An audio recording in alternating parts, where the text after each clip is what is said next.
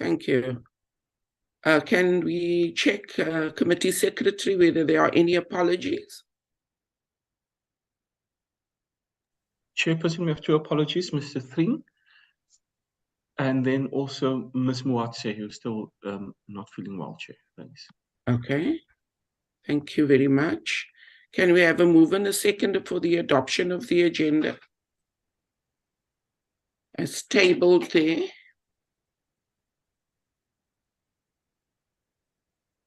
Mr. Mbiani, Chair. Honorable Mbiani. Chairperson, thank you very much. I propose that we adopt the agenda as reflected. Thank you. Thank you. Honorable Malamacha. Thank you, Chairperson. I stand to second the proposed by Honorable Mayor. Thank you very much. So the purpose of us meeting here today is to get a briefing from the National Lotteries Commission on its strategic and annual performance plan for the 2023-24 financial year. And then later we will also consider the first draft of our budget vote report. From the department, I think it's Ms. Brown, the Chief Director, who will introduce the entity. Ms. Brown. Thank you, Chair, Honorable Chair and members. The NLC today will be led by Ms. Jody Scholz, who's the Commissioner, accompanied by Ms. Anashni Maharaj Doman. Thank you, Chair. Ms. Scholz.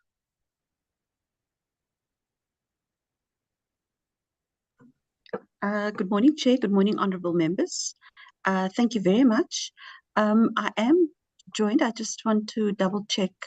We have some of our board members on or who would be joining us, Chair. And I also have a team present with me in the room.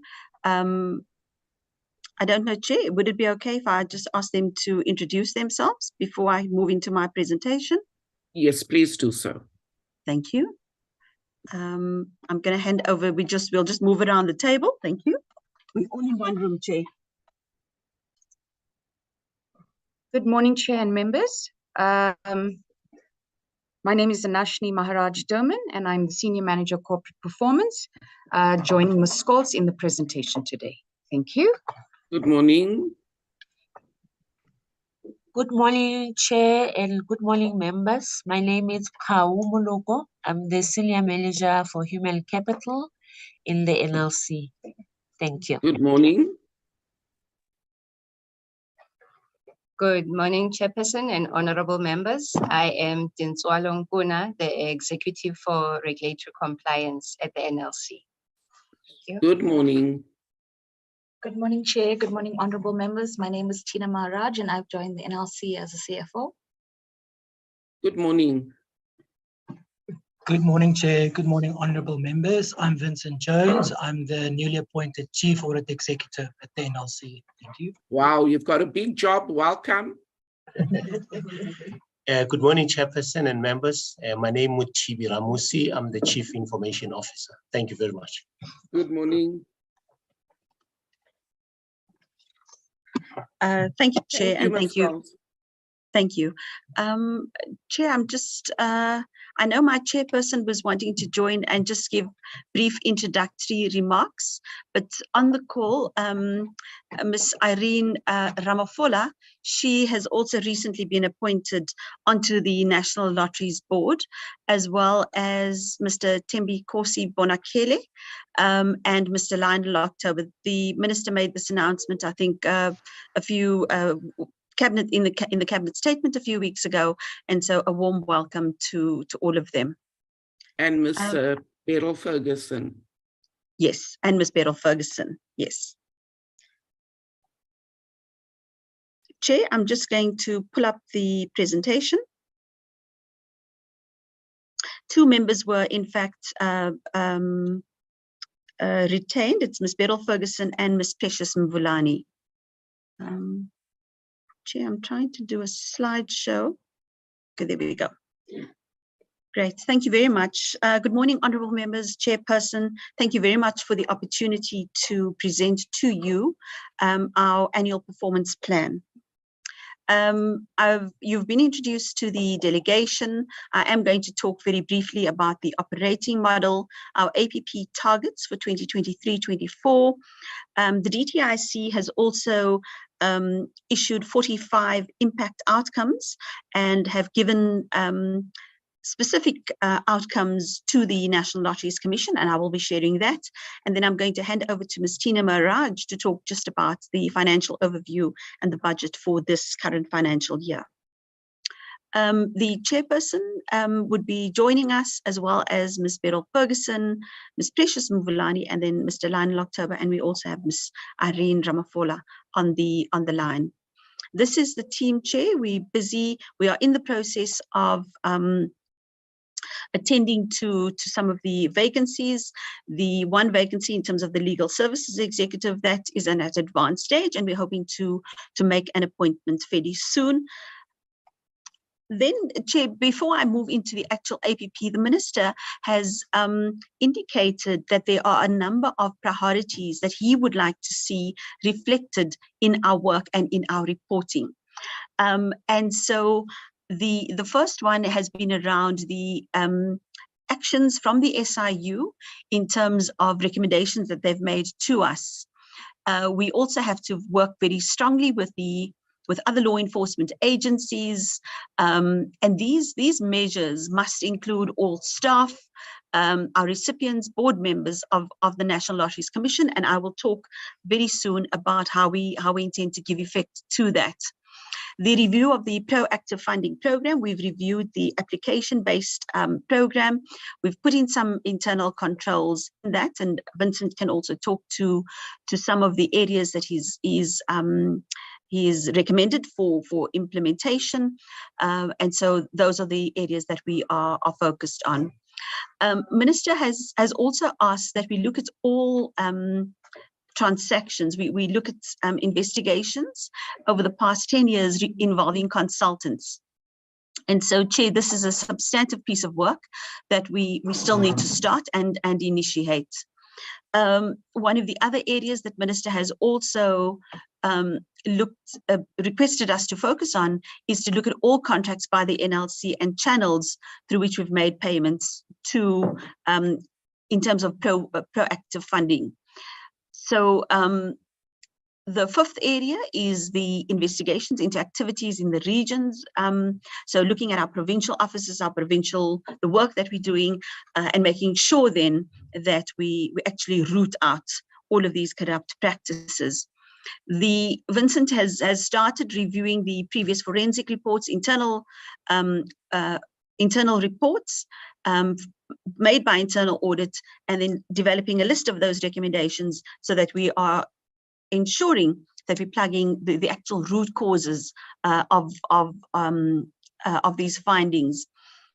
The review of the AG, the management report over the past 10 years, as well as support for whistleblowers who were threatened or dismissed. So the board had considered a proposal to look at a reparation program at the end of April, and the subcommittee has been formed to actually look and see how we can actually roll out this reparation program. Looking at the position of communities or NGOs who were negatively impacted by this corruption, and how we can enhance our support to them. Looking at ways in which we communicate and ensuring greater transparency. Ministers also like the board to look at project sites. What we have done is we have an inspectorate function, which is pre-adjudication. So before it even gets to the distributing agencies, we have a team of 40 accounting graduates placed across the country. They are going to each and every site, looking at this, making sure. One of the gaps that we had identified was also that we didn't have the actual physical address of a particular project. It may be the address where the NGO is located, but it may not be the same as where the actual project is located. So that's in place, and there's obviously an enhanced level of support that we are providing to these graduates, so to embed this particular function. Approved grant funding. I think the idea is that we have to have a fundamental review of the work that we do and how we impact communities and targeted sectors, and making sure then that is free from corruption. And then I think a large part of the work that I've certainly been involved in the last 3 months has been around the RFP, the request for proposals around the new lottery license. And this is in the purview of the board. They need to then evaluate the applications and then make a suitable recommendation to the minister, and then appoint the next lottery license operator. Those are the ministerial requests that had been that he had requested. Just able to move. Okay. Then this is the NLC's operating model. We have a dual mandate in terms of being both a regulator, and we have a mandate in terms of distributing funds for grants. The Ituba is the license operator for the National Lottery, and then we also regulate society and other lotteries.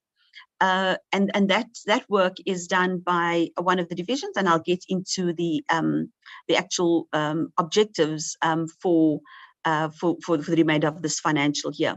Then, in terms of our grant funding mandate, we then use the funds from ticket sales. A percentage of ticket sales, it goes into the National Lotteries Distribution Trust Fund on a weekly basis. That is then allocated funding. In terms of the regulations, 23% of those funds goes to the arts sector, 47% to charities, 28% to sports, and then 2% to miscellaneous. Then our beneficiaries are NGOs, NPOs, NPCs, and trusts. Moving then on to our APP targets. The board has looked at the vision, mission, and mandates, and has determined that in order to rebuild the NLC, it's got to be vested on 3 pillars. And those pillars are returning the NLC to its core mandates in terms of legislation, regulation, and grant funding, and reinstating our credibility, looking at governance and restoring that, and ensuring that there's zero tolerance for fraud and corruption, and then also building in operational excellence.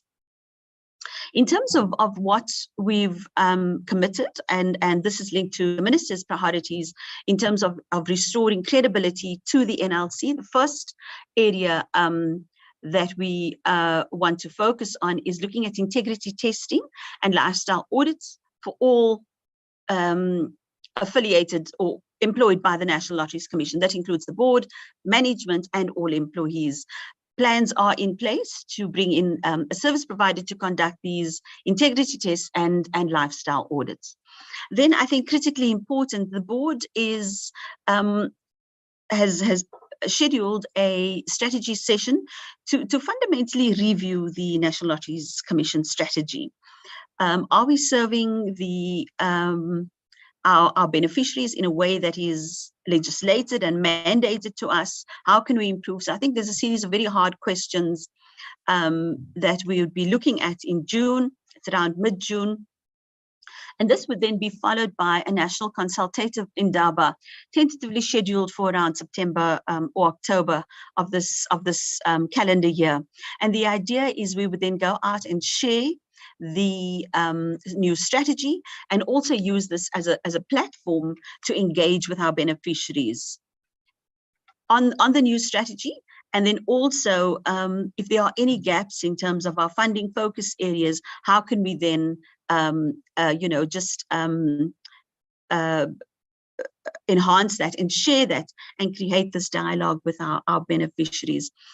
Then I think one of Minister's priorities was to relook at what was previously known as proactive funding. We are looking at that currently, and we're wanting to put out a robust strategic-based funding model that is supported by research that is credible, and then also bringing in a series of strategic implementing partners.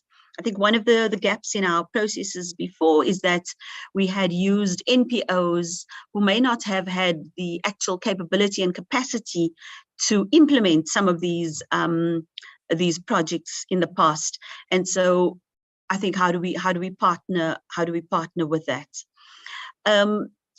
Lots of focus currently is on the implementation of controls identified by both the Auditor General as gaps in the value chain, but then also I think Vincent has also come in. He's also already identified a number of them. Tina has just joined us on the 24th of April and has given me a brief yesterday just in terms of the areas in finance that are critical. And so I think it's there's a lot, Honourable Chair and members, that we need to do. We need to plan this sequentially. I think in one of the board sessions, I think the point was made that this is a marathon that we're running. It's not a sprint. And how do we prioritize this and get all of this into a program of work is going to be critically important. The board has looked at a NLC reparation program, has made some suggestions for that in terms of looking at whistleblowers and how we can support that. A subcommittee has been formed by the board, and we now need to just give effect to that. So I think in our next presentation, we'll certainly be able to report on what we've done in that space. And then I think in terms of ministers' requests, looking at all the names of all grant recipients, I think this has been a great source of information for people to come forward, in fact, where NPOs have been hijacked. People have seen their names that, so, this NPO has gotten X amount of funding from the NLC, and they've actually come forward to say, actually, I'm a director of this, and I haven't gotten this funding, so I don't know about it. So it's a critically important area that Minister has also directed us to focus on. And then I think, aligned to the strategy is how do we look at a robust operating model? We've introduced this inspectorate function. I think we need to give it time to be embedded in our processes. And then we also need to continuously test these processes and ensure that there's continuous improvement built into how we perform our functions. Looking then at our APP, it's premised on 3 divisions: business and administration, regulatory compliance, and then grant funding. These are the core programs within the NLC, and everything centers around this. The next couple of slides that I'll be talking to would be actually going now into the actual KPIs and targets in each of these 3 areas. So in program 1, the first one is to develop and implement an organizational review and redesign strategy. I think I've spoken to that quite at length. It's going to kick off with a board session in June, and then look at the operating model, whether we have sufficient positions, how can we leverage ICT to give us a bigger bang for buck. So these are all fundamental questions that we have currently and that we need to start answering. And then I think this enterprise-wide fraud risk assessment, I think that's occupying Vincent's time, making sure that we identify fraud indicators. And I think a number of these audit reports have already started indicating these are potential areas of fraud. And we've started building those into the, for instance, into the grant funding process. We've started building some of those aspects into that. And then conducting lifestyle audits and integrity testing. I think also critically important is enforcing consequence management, and then looking at the findings from the SIU and then seeing how that is best implemented. I think it's also critically important for us to stay in touch with what our beneficiaries of our funding want. And so it's the grantee applicant survey. And then we've also embarked on a digital transformation strategy. And the central tenet of this is, do we have the correct tools and systems to enable us to respond quicker to the needs of South Africans? This slide just gives a breakdown of the quarterly targets and quarterly milestones that we need to implement under each of those specific areas. So for instance, if we look, just draw your attention to 1.2 around the fraud risk assessments, we're wanting to look at end-to-end processes in grant funding and supply chain management with all relevant stakeholders. We've identified those as critical that we have to do as a first port of call. The next port of call in Q2 would be looking at HCM finance, regulatory compliance, and then, you know, in Q3, it's the draft fraud detection and prevention plan, and then it's actually developing and obtaining board approval for that. Chair and honourable members, I think the only one I also want to draw attention to is 2.1. It's around the grantee applicant survey, and it's to bring in a service provider who can actually help us objectively determine what are the gaps and how we can then plug those gaps. And I think making sure that we're building these kind of feedback loops is critically important to improving our processes. Moving then on to program 2, this is the regulatory compliance area. It's the implementation of the national lottery, the sports pools monitoring matrix, big focus on educating stakeholders on the harmful effects of gaming and gambling. I think it's important that we have this dedicated focus in ensuring that our participants who play the national lottery are also protected. Part of this is looking at society and sports pools, society lotteries and sports pools, and increasing the number of compliant lottery schemes within the country. And then it's developing the know your customer strategy for online lottery play. I think we've seen a remarkable shift in the gaming trends and consumer behavior of lottery players. I think the percentage is substantially increased in terms of moving towards the online space. So, Chair, honourable members, I'm not going to go into this. The targets have been broken up into quarterly milestones and have been included on this slide. Moving then on to program 3. This is our grant funding program. It's the key one, and if we move to the next slide, the first one is looking at the number of strategic partnerships that we want to formalize and implement for the research-based model.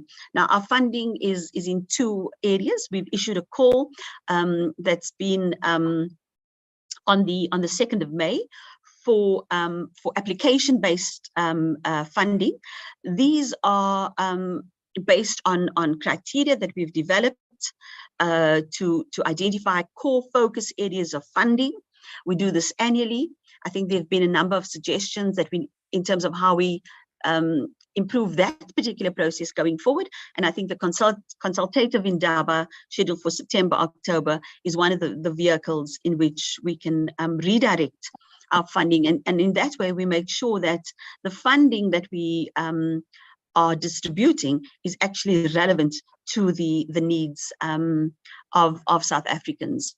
The second area, you know, a lot of our funding, in fact, the bulk of our funding is around small grants, anything from 100 to 150,000 Rand.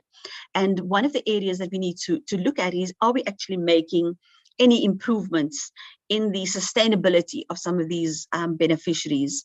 So we've started some work in terms of doing an impact assessment on these small grants, and we're hoping that by the end of this financial year, we would then be able to have a report that would detail exactly where we can improve and the kind of impact on the ground.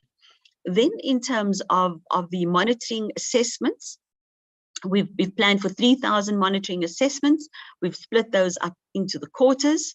And then one of the key areas of focus is around, you know, having structured capacity building programs that we implement nationally for our beneficiaries. The inspectorate function, one of the areas that we've introduced in that function is also to look at doing a needs analysis of our beneficiaries to see whether they can, in fact, manage the funds that we've allocated and what are the skills gap in that, and then see how we can best support that. I think that is going to require us to partner with a number of institutions. I think CIPC has indicated their willingness to assist us in clarifying some of their requirements in terms of NPCs versus NPOs. So the idea is that we review this capacity building model, we pilot it, and then we start implementing these structured capacity building programs targeted at our beneficiaries. Chair, then I'd just like to move on to the DTIC impact targets. There are 45 of these targets. I think there have only been a few where we have a direct input into these. So the first one is driving 40 billion in additional local outputs. What we intend doing there is looking at our supply chain management reporting and how we can share information about the procurement of the procurement of local goods and services. And I think that is critically important also to the broader government agenda of localization. Another big factor is around jobs and jobs created. We have a number of these beneficiaries, and through our funding, we've been able to change some of the how we capture areas in reports, so that we are able to report on the jobs that have been created by virtue of the funding that we've disbursed. Then the next target is the 30 billion in support programs administered by or in partnership with the DTIC. And here we would need to ensure that we keep accurate records of the funding that we've disbursed for projects through the National Lotteries Distribution Trust Fund. The next one is looking at support programs to enterprises in areas outside of the 5 main metros. And the vehicle that we would use there is our education and awareness workshops nationally to make sure that we are targeting these, not just the main metros, but also ensuring this greater geographic spread. The next area is around case studies of firms, workers, entrepreneurs, or professionals or communities impacted by the DTIC's measures, and look at how we start actually telling the South African story. And here we've put a commitment in terms of developing 200 case studies. So the way in which this would be effected is that when the inspectorate function goes out, they would confirm that the project exists. But at the end of the process, we then have a monitoring and evaluation team that goes out and assesses projects as well. And so they would then assist us in compiling these case studies, directly linking to the key objectives of both the NLC, the DTIC, but also broader national government. I think these are the last two, Honourable Chair and members, is the community outreach programs by the DTIC group. And here we've committed to 20 education and awareness workshops in districts looking at regulatory matters. And I think the conversation that the team and I had was, the previous one is around the work, the beneficiaries, projects, but this is around our regulation. The NLC as a regulator, when we are regulating sports balls, society lotteries, there's a lot of education that we need to do. So we've differentiated so that we don't double count. Then I think it's also oversight of the entities, and I think this is also for the board to hold us accountable as the Commission, and ensuring that 95% of our KPIs on the APPs are actually achieved. Chair, I'm going to then hand over to Ms. Tina Maharaj to take us through the financial budget overview. Thank you very much, Commissioner. Chair, the financial overview, the NLDTF does not receive any appropriation from the fiscus, and this is stipulated in terms of Section 23 of the lotteries revenue of the fund. The fund, the NLC is basically funded from the share of ticket sales from the National Lottery, as well as interest and dividends that we earn from the investment of any surplus funds that we have and any other money that is lawfully paid into the fund. So the extension of the third lottery license resulted in a 13% increase in revenue compared to the 2023 budgeted projections of 1.6 billion rand. In the 3-year financial plan, Chair, we do forecast revenue to decline to approximately 1.1 billion over the MTF period. And this is mainly because of the lottery license, which is expected to come into effect in the 2025-2026 financial year. I think history has shown us from previous licenses that there's always been some degree of legal contestation when a new operator comes into effect, and therefore we forecast a decline in the revenue.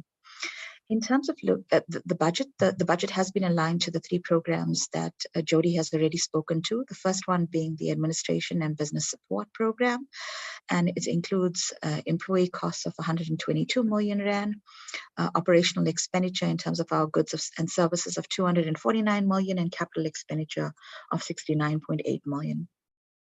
The second program relating to regulatory compliance, we've allocated 37 million rand for employee costs and 55 million rand for operational expenditure. And program 3, which is grant making, comprises of 1.4 billion rand, which we've budgeted for allocations, and 148 million rand of employee costs and 37 million rand in operational expenditure to support those grant allocations. Chair, from a financial overview perspective, I think this slide just highlights the 3-year revenue projections of the entity. I think one of the things we will be implementing in the new financial year, Chair, is financial strategies to bolster revenue and improve performance. I think the focus will be how do we do more with what we have. And this just basically has the breakdown of the numbers. I'm not going to go into that in detail. On the next slide, Chair, we just highlight the expenditure of the NLC. I think one of the big things that we need to do in the financial year is look at cost containment in the organization. I think by implementing all of the guidelines and cost containment measures, it will allow us to boost our allocations and do more with the funding that we have available. Chair, and I think that's it from a financial perspective. I'll hand over to Jody. Thank you. Chair, that is the end of our presentation. I see that our chairperson is in the room. So Chair, I don't know with your permission, but let me hand over. Maybe Prof. Pityana would like to just say a few words. Thank you, Chair. Thank you very much. Can I take this opportunity to welcome? I see some board members have joined us, and also the chair of the Lotteries Board, Prof. Pityana, welcome to you. I see your hand, Honourable McPherson. Do you want to speak before I allow the chairperson to do some inputs? Honourable McPherson? No, I just would like to ask. Oh, you want to this? Okay, okay. Let me just hand over to Prof. Pityana. He was on the platform. He just needs to unmute himself, Chair. Unmute your chair. Okay.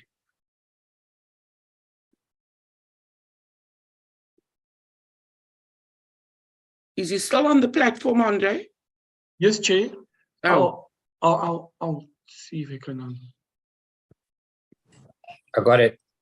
Okay, okay, great. Am I audible now? Yes, very audible. Proceed. Thank you very much. Honourable Chair, honourable members, apologies, first of all, that we haven't been able to join the link on time because the link that we had expired. We had to start all over again and get a fresh link. And so we had some challenges for which we sincerely apologize. We welcome the opportunity to appear before the board in this presentation of the annual performance plan of the National Lotteries Commission. The Commissioner and Ms. Tina Maharaj, the CFO, have already made the presentations before you in detail. All I want to do is really just to put a bit of the structure of the institution that is taking us forward at this point.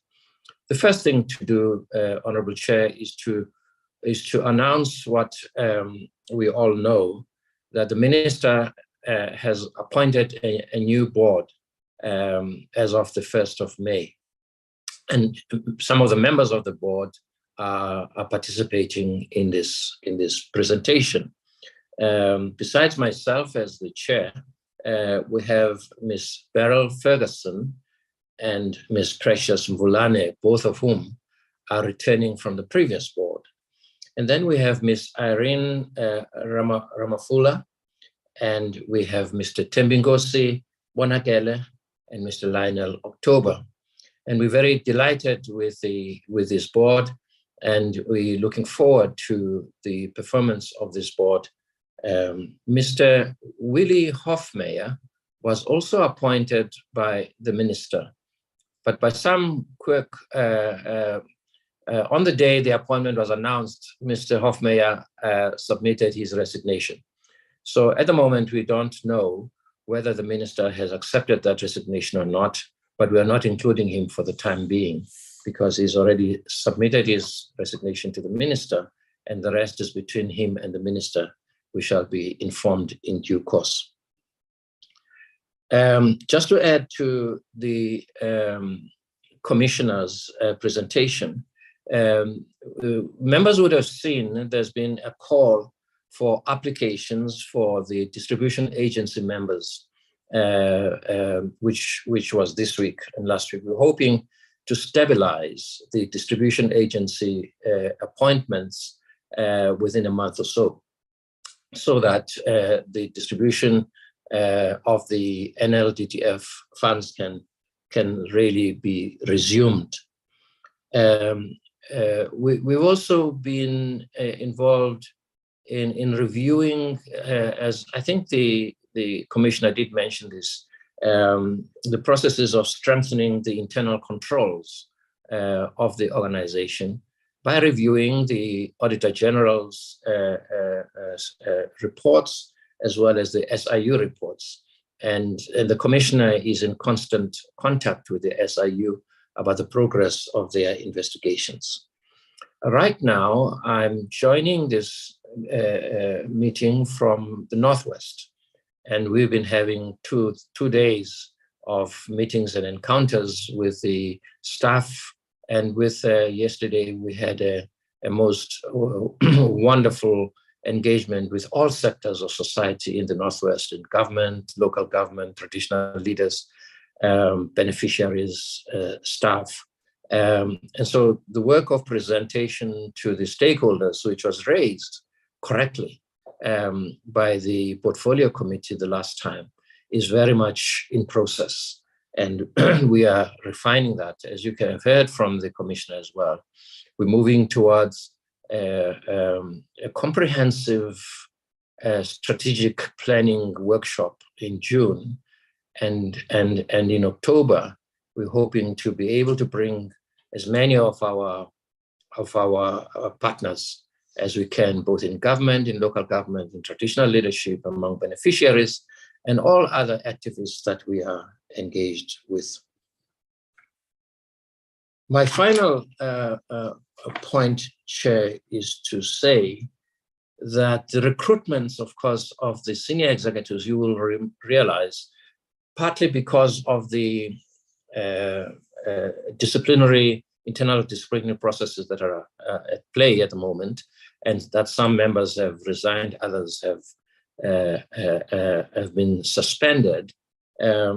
Now, new recruitments have taken place. We've seen the new Chief Financial Officer, Ms. Maharaj, who is appearing here, and we've got a new audit risk executive also who is in the platform.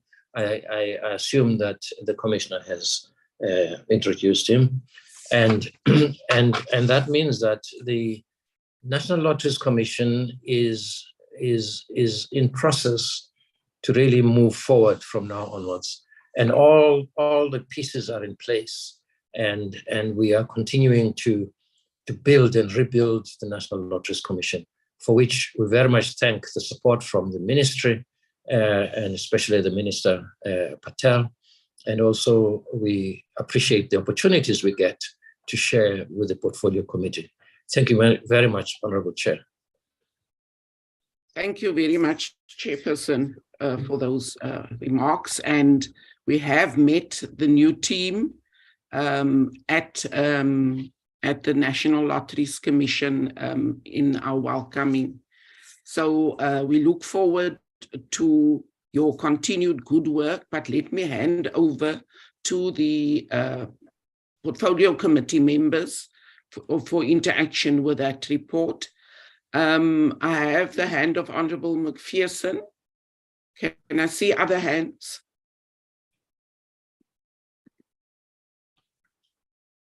Members of the Portfolio Committee? Honourable McPherson, I think you can start. Others will join us. Thank you very much, and thank you, Chair. Thank you to the board and the Commissioner and everyone present. You know, I think that it does remain refreshing when government entities are frank about, you know, the problems that they face, especially when they are self-generated problems.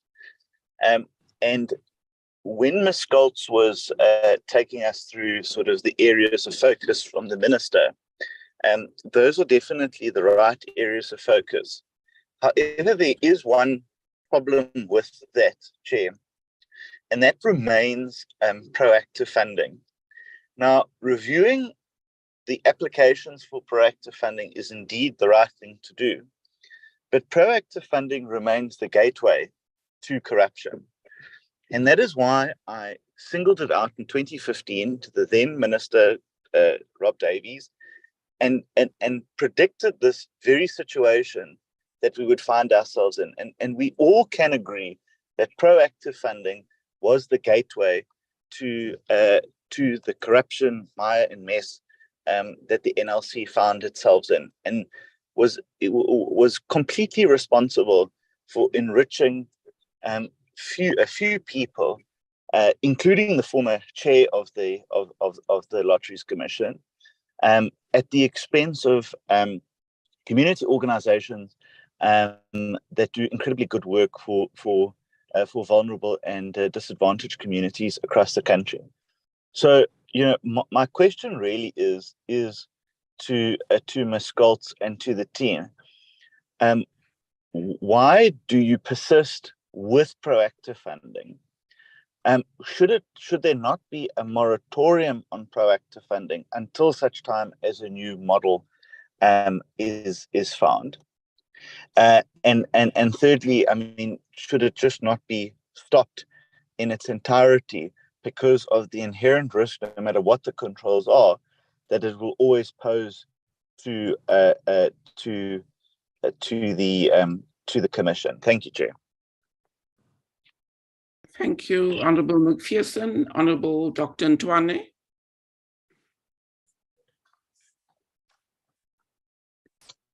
Thank you, Chairperson, and thank you, Chairperson of the Board of the NLC and the CEO.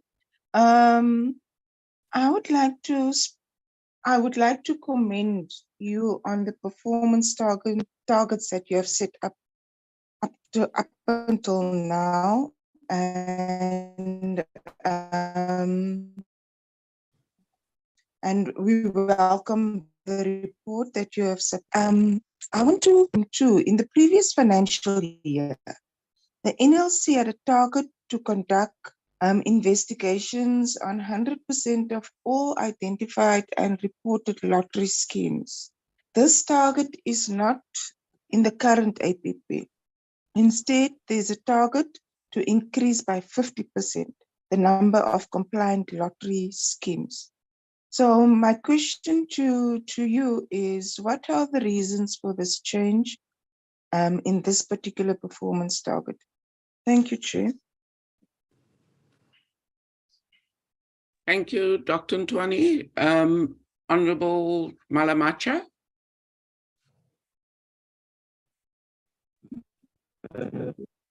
Thank you, Chairperson. The budget I'm using is not that good because of electricity. I'm not audible. Yeah, there's some Let me start by interruption on the saying, line.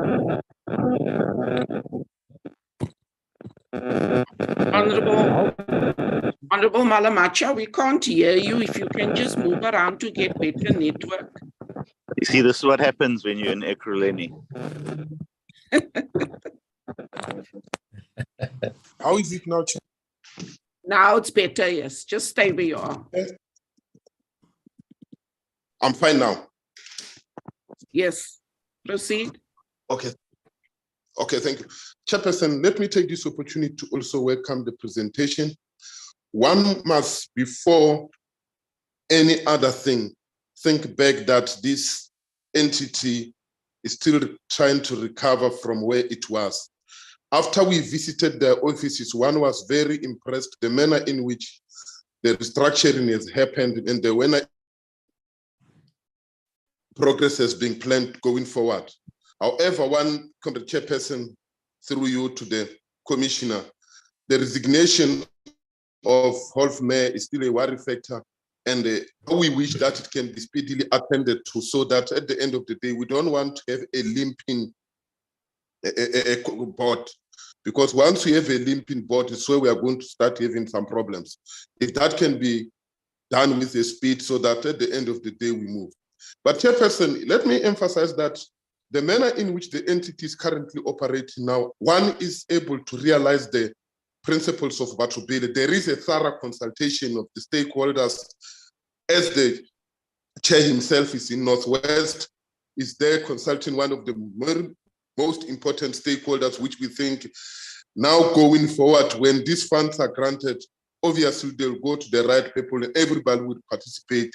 There shall be no room for those that are doing things. That also include the issue of transparency, because in the instant there were not much transparency on that. I think, Chairperson, through you, let's all of us rally behind this board. All the shortfalls that were there in them, progressive trying to correct this.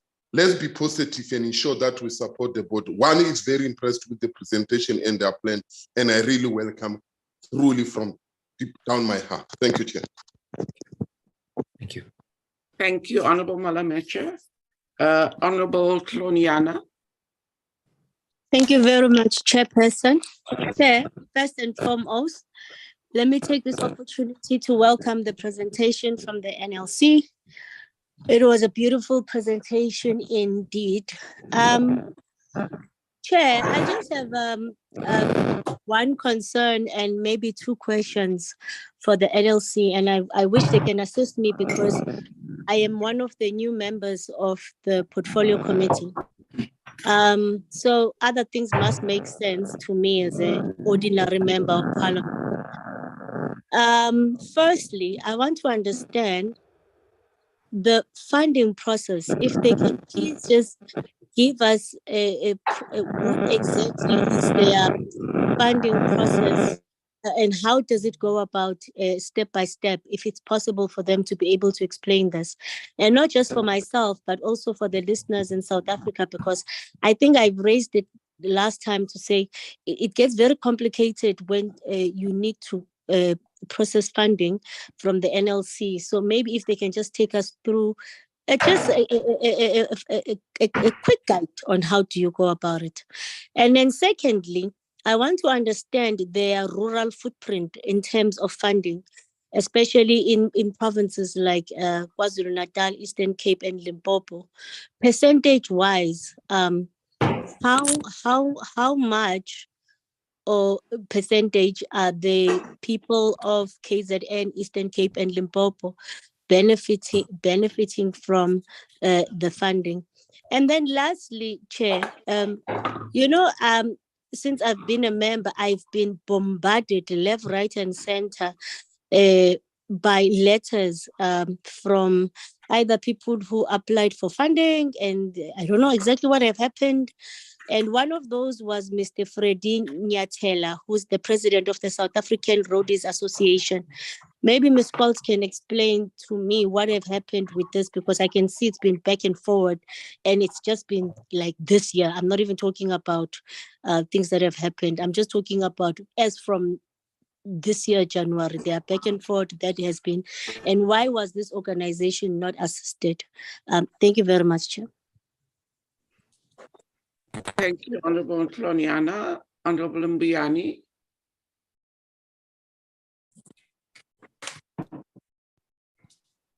Chairperson, thank you for the opportunity. Let me welcome the presentation and also welcome the new board members. Board members. Chairperson, I think as clearly indicated on the presentation by Ms. Calls, that there's a mandate that needs to be executed by NLC.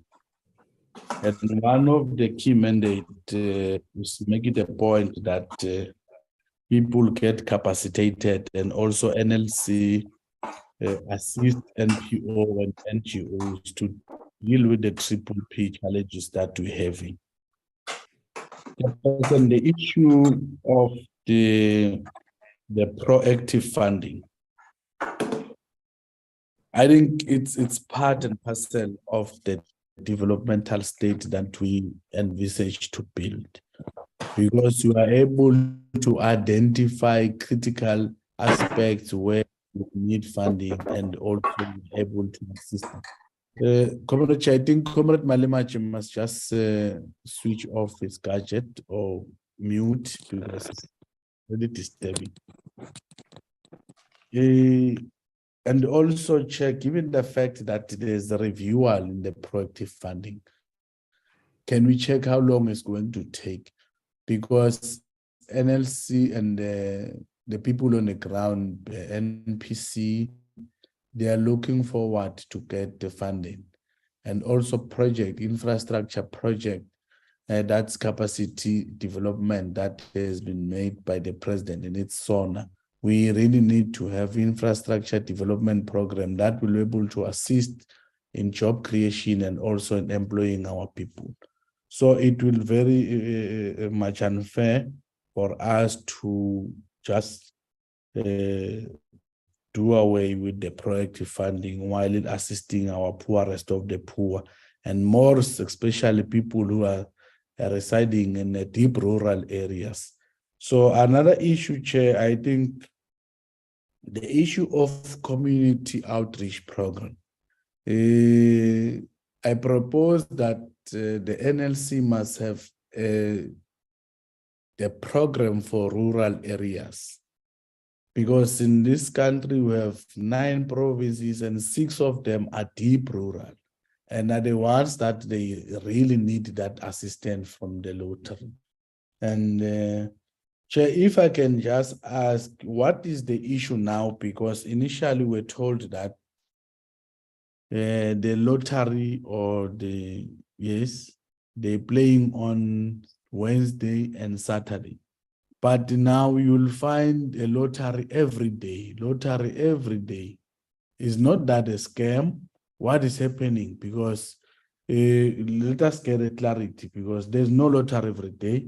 What we're told that it's Wednesday and Saturday, but now you'll find people scamming our people there with lottery every day because they are stuffing. The last one, maybe let me check the online regulation, because most people now are playing online, and how are they regulated? Is the lottery be able to check whether this it's authentic gambling, or they just gambling for scamming our people? Now, I'll pause there for now, Chairperson, and also just get the clarity, because I'm told that there's a service provider or consultant that they are looking for so that they assist. I just want to check in which area that they will want the service provider to assist in dealing with lotteries. Thank you very much for the opportunity, Chairperson. Thank you, Honorable Mbiani. Honorable Monakedi. Chairperson, thank you very much. I also want to comment the board of the National Lottery Commission, as well as the management for the good work they are doing to turn around the dire situation that has defined the NLC for quite some time. We are confident that with what they have presented, for sure there is an indication that things will indeed improve and our people will benefit accordingly. My first question relates to program number 3. In the previous financial year, there was a target to adjudicate 90% of applications within 150 days. In this financial year, this particular target is no longer reflected. And I just want to understand why is it no longer there? Are we not running the risk that the applications will sit with the Commission for longer period and at the end disadvantage our communities? The second and last question from me relates to the issue of funding of projects in the district, especially those that are designated to implement district development models. I think there was a 10% that was supposed in the previous financial year to be allocated to such districts. So in this financial year, in terms of what has been presented, there is nothing reflected on this one. Is there a reason as to why this has been removed? Thank you very much. Thank you. I think that's questions from all board members. I just want to ask, the APP was due in Parliament by the end of March, and we see that it was only tabled to Parliament or submitted to Parliament on the 6th of May. Is there a reason for this late submission of the APP of the NLC? Because we want to make sure that if there are problems that we are made aware of it early on, you know, instead of at the end of things. So if there were major reasons for this delay in submitting the APPs, if the Commissioner could speak to that. So let me hand back to, I think first to the Chair, and then to the Commissioner for responses, and also to Ms. Brown from the department. Chair, I think you can go first.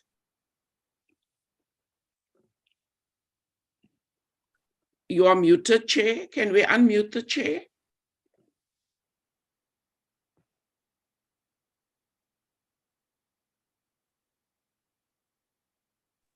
Thank you very much, Chair.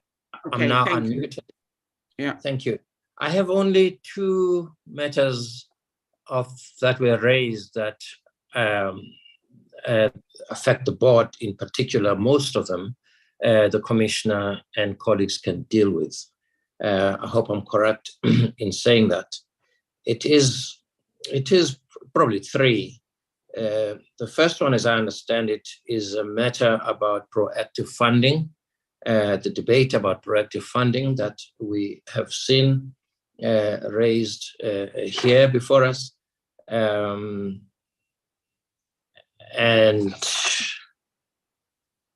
yeah, that's what I have in mind. And the resignation of Mr. Willie Hofmeyer. Those are the 2 things. Chair, Mr. McPherson and other honorable members are raising the issue as to what is the status of proactive funding now. We're very, very mindful that proactive funding has been very much in the eye of the needle in the issues that were pertaining to the National Lotteries Commission. That is the reason that we took a step last year the board took the step last year of suspending proactive funding and putting a moratorium on proactive funding. And that moratorium remains and until the board sets it apart. In the meantime, a lot of work has been done in trying to restructure the proactive funding in a way that will address the concerns that are so often expressed.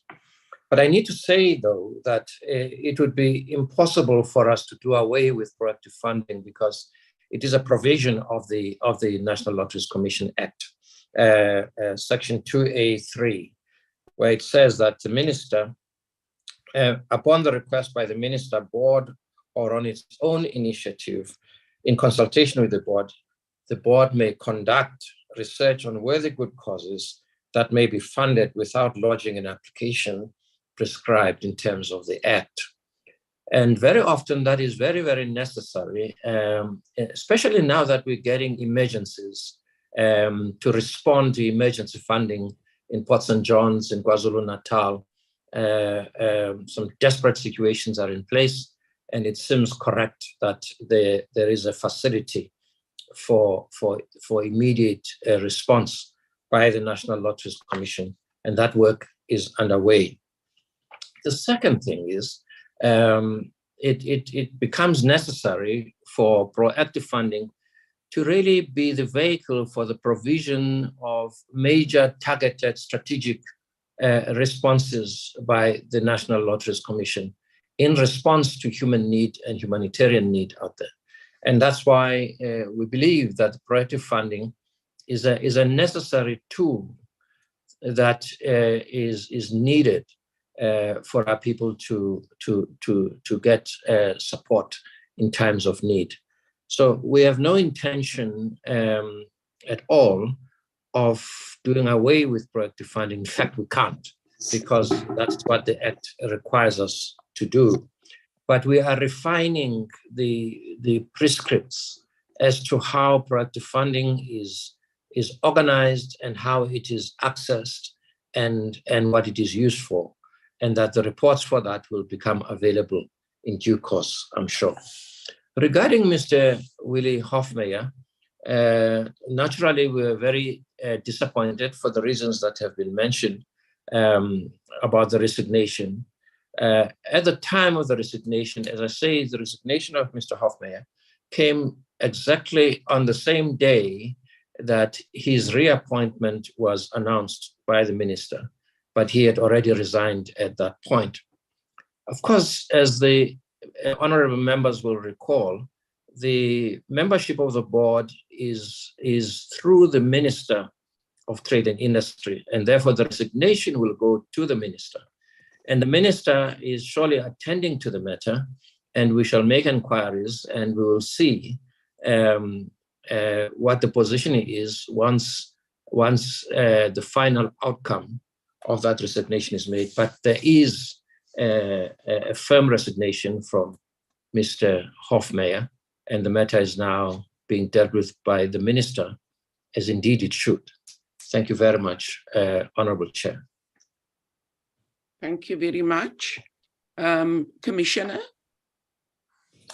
Thank you, Chair, and honourable members for the question. I think just to echo what the Prof has indicated about Mr. Hofmeyr, he remains committed to helping the NLC. In fact, I'm meeting with him today from about 2 to 4, just to get his expert view on some of the nuances around some of these investigations and what we can do to strengthen our position. And I think that also came from the Board Audit and Risk Committee that we need to ensure that we still utilize Mr. Hofmeyr's expertise. Chair and honourable members. Commissioner? Yes? Can you switch on your camera, because that's somebody else's name that's on the screen? Oh, apologies. No, that's fine. Apologies, Chair and honourable members. It's Anashni's laptop that I'm using. Mine is floating around in the room somewhere. Chair, I think the chair has dealt with the moratorium that was in fact placed on proactive funding in April last year. We did take a submission for immediate needs assistance to the board in April for responding to the tragedy of flooding in Port St. John's in particular. We had a team that went out. We used our provincial office manager. Sorry, Chair. Okay. You may continue. Oh, thank you, Chair. I thought there was somebody who wanted to say something. In fact, we had a team that went into Port St. John, looked at the matters, met with the ward councillors, the tribal leaders, and then came up with a proposal. So in terms of proactive funding, this is the first one that we've scheduled to look at, and we are disbursing those funds through strategic implementing partners. We've identified two, and we're doing it through these two well-recognized and institutions to assist us to manage the immediate needs assistance in Port St. John. There is a process, and I think I may have missed talking to that on one of my slides, but there is a process for us to fundamentally review our processes around proactive funding. We're calling it research or strategic based funding, and our internal target is to take this to the board around about the end of June. What we are doing currently, so we have two streams of funding. It's the research-based funding, it's the old proactive funding, and then also our grant and our application-based funding. And so in terms of what we do, we've opened that call, and so those funds are actually available. And what we will do is we will then take them start the process. I think as at yesterday afternoon, we've received about 84 new applications for the call, and normally May up to about the mid of June is traditionally fairly slow months, and we then see the spike in applications from about the middle to the end of June onwards. And so we will manage that. I think, Chair, the comment made by Honourable Malamachi about a thorough stakeholder consultation, I think this was something that the board had that the Portfolio Committee had indicated to the board and the NLC when you visited us in February this year. And so Chair has already embedded and embraced that, and we've revised the stakeholder consultation process model. What I would just like to do before I maybe get into the funding and the rest of the questions, there was a question about our community outreach. So I'm going to ask Ms. Tinswalo Nkuna to talk about that, as well as the daily operator, the daily lotto, as well as matters relating to online regulation. So Chair, just bear with us. She's just coming, and she will answer those questions.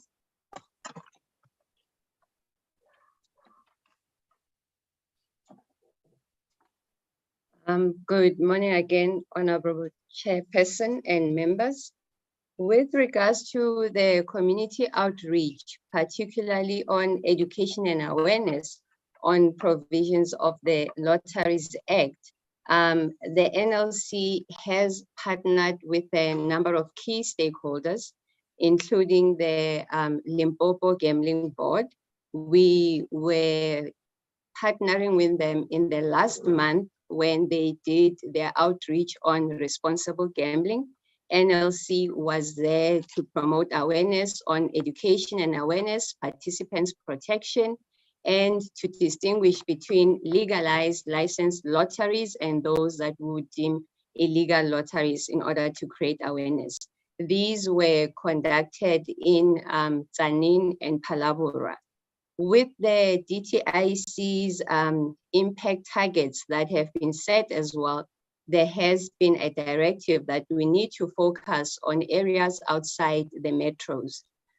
We do have partnerships with stakeholders in various provinces, including the National Youth Development Agency, and we are looking at working with them to focus in those rural areas where we can share as much information about the work of the National Lotteries Commission. Needless to say that you may have observed, Honourable Chairperson and members, that even in our villages at the corner shops, there would be betting sites that would be open and they are made available to members of the public, which also creates their opportunity for problem gambling, excessive play, exposing persons under the age of 18 to participate in those gambling activities for which they are not authorized to do so. So as part of our education and awareness, the focus this year is to reach as far as possible the outlying areas that are outside the key metros, as we have seen that there is quite extensive promotion of those activities that focus on the taking bets on lotteries, where else there isn't in the public domain a distinction between what is a national lottery, what is a sports pool as licensed by the Minister of Trade, Industry and Competition, together with what are the types of illegal lotteries that continue to exist. Moving on to the question that was asked by the member before I touch on the issues of the investigations on our APP targets, where there was concern that initially you were informed that lotteries are available on Wednesdays and Friday, with the National Lottery as licensed and regulated by the NLC.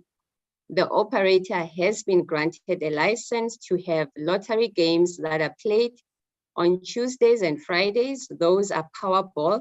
There is Lotto, which is played Wednesday and Saturday. The other game that is available on a daily basis is a daily Lotto game, which has been made available. In addition to that, there are sports pools games that are based on soccer fixtures, based on games that are available, either the European League, English Premier Leagues, and other leagues, excluding the South African Soccer League. The draws would take place 3 times a week. These were considered as part of areas for one, maximizing revenue for good causes, but also preventing issues of addictive play or addictive gambling. Hence, with a lottery ticket purchase, you would buy the lottery for that particular draw. There would be a closing time either at 8 p.m. on the evening. The draw would be announced and then the next draw would remain open. What we have seen and what has become evident is that you would see with other gambling sites, either they are licensed as bookmakers by provincial licensing authorities, or a person would ideally open a gambling site without it being licensed by any provincial licensing authority, wherein they would take bets on the outcome of lotteries. Now, persons who play those activities, they say they are going to play your 2 numbers or 3 numbers. And those results are based on outcomes of lotteries in other jurisdictions, including South Africa. So your US Powerball, any UK lottery, Australia, in other jurisdictions, those results or those lotteries are made available to South Africans as they are deemed a contingency according to gambling legislation, wherein bookmakers can be licensed to take bets on any of those contingencies.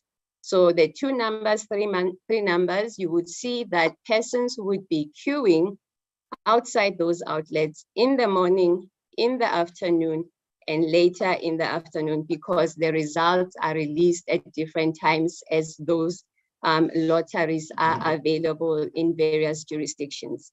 And those are lotteries that are deemed to be parasitic lotteries by other jurisdictions, in that they are allowed to operate in those countries where else they may not necessarily be licensed, and the revenue that is generated is not intended for good causes, but it's mainly on the gambling activities. So that is one of the areas that as part of our education and awareness, we make members of the public aware that not every game that says Lotto is a national lottery activity that is licensed by the Minister of Trade, Industry and Competition. Hence our education and awareness. And we have seen over the engagements as well that when we try and collect information on persons who participate in lottery or gambling activities, they already know and they are reluctant to share their personal information because they know that, well, we know that there's an exclusion register and you might just flag me on the exclusion register so I do not partake in those activities. But unfortunately, with the aggressive marketing of those 2 numbers and 3 numbers games, people just call it, I'm going to play the lotto. And it might not necessarily be the games that are offered under the National Lottery as operated by Ituba. Chairperson and members, if I may proceed to the next question that was asked on the previous APP target, where we had the aim of investigating lottery activities, and this has since been replaced with a target wherein we are focusing on increasing compliance with provisions of the Lotteries Act. The reason being that in the previous financial year, there were a total of over 707 lottery schemes that were identified and investigated. These comprise of promotional competitions, which we have to investigate to identify whether they do fall within the definition of a promotional competition under the Consumer Protection Act, which were previously regulated by the National Lotteries Board before the Act was amended. That's where one area that we investigate. There's also lottery schemes that we have to investigate. And these you would find that mainly is non-profit organizations that are selling lottery tickets to members of the public for the purposes of fundraising to raise funds to run their operational costs.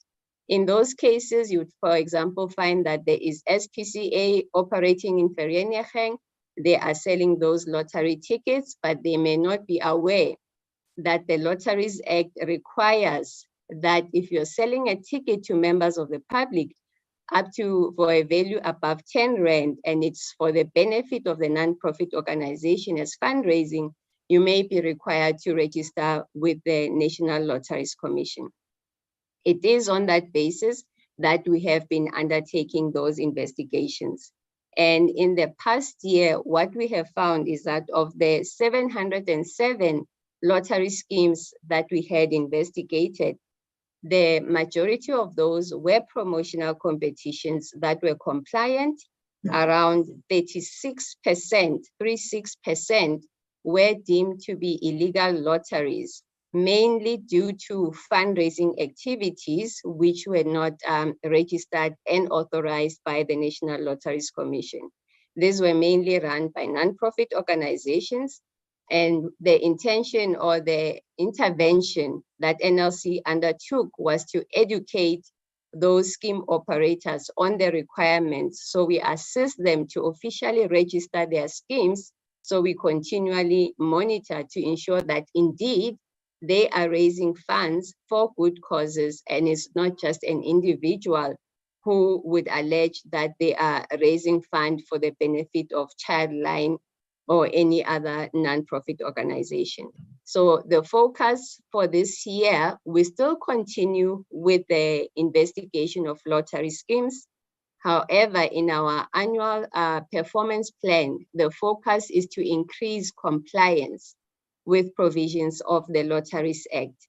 So this requires us as the NLC to communicate as widely as possible to educate non-profit organizations on provisions of the Act, members of the public, on other types of lotteries that are available, so that should they become aware of a lottery scheme that is operating within their area, they can inquire from us whether it is licensed or not.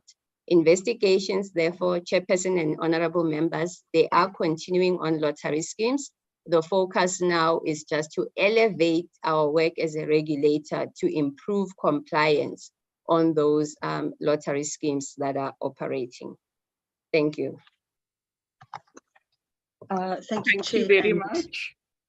honourable members. I think I'm going to hand over to Ms. Anashni Maharaj Doman just to talk about the targets in the APP relating to the 150 days. Thank you. Thank you, Commissioner.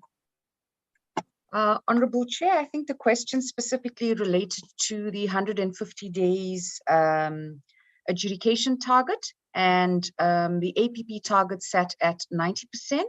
I would like to confirm that for the current financial year, that's the 22-23 financial year, we've achieved a target of 81% against the purported 90% as per the APP, subject to confirmation from internal audit. And the reason for removing it from the APP, I think, first of all, I wish to reassure the committee that it hasn't been shifted from our focus. In fact, it's been cascaded into a divisional target. So it remains within our horizon, and we will be constantly tracking that, albeit through the operations annual operational plan, so well within our focus. Our primary reason for relegating this particular target into an operational target was to ensure we elevate those well within our control to the APP, and more so that we include strategic targets that are sort of superseding those that can be dealt with at an operational level. The other aspect that I'd like to touch on, Chair, was the issue of DDM. That target as well has indeed not been removed or taken out of focus for us as the NLC. In fact, for the year under review, we found that 100% of our funding had actually been directed to all 42 districts and 8 metros of the DDM. And we will be reporting on DDM through the ministerial impact targets under the aspect of the 30 billion towards support programs. So we will continuously ensure that that disaggregation of the funding in terms of the 42 district and 8 metros are continuously and quarterly provided to the report to the DTIC. So once again, reassurance that it hasn't been taken off our radar. We will continuously monitor it, albeit through an AOP mechanism and the ministerial impact targets. Thank you, Chair. Chair, I think there was just a follow-up question just about the actual funding process. And if you'll just allow me, what I can do is I can just share my screen. I think it may just be easier if I do that, just to graphically show the actual funding process. Just checking if you can see my screen with the presentation on it. Okay. Not yet. Let me retry that again, Chair. Apologies. Gosh, what am I doing now?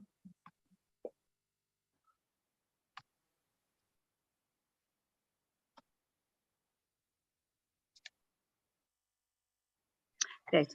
Chair, so I think the 150 days, I think the is legislated, and this just breaks down into 90 days and 60 days. So 90 days is the turnaround time that we have within the provinces, and 60 days is the time we give the distributing agency members time to adjudicate applications. So the client liaison officer receives documents, looks at a due diligence. We've expanded those criteria in terms of what mandatory documents we should look at and make sure that they're capturing those. Then there's a process where it goes to the grant officer. They recommend the application or decline based on specific reasons in terms of either the mandatory documents aren't there. That would typically be the reason we'd then ask the potential beneficiary to go back and revise.